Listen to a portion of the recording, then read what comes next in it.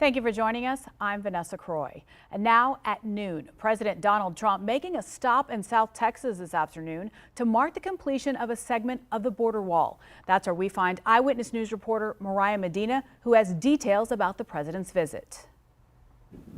That's right. We're here at the Valley International Airport in Harlingen, Texas. President Donald Trump expected to arrive any minute now, with just 8 days left before President-elect Joe Biden is expected to be sworn in. President Donald Trump is making his way to a stretch of the border wall. He's marking the completion of the several hundred-mile segment of that wall.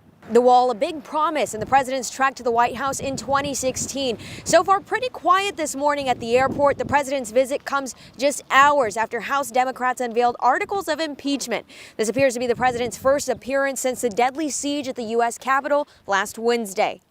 And the president's trip doesn't come without scrutiny. Today, Secretary Julian Castro is expected to hold a counter-protest in San Juan as the president arrives in Harlingen.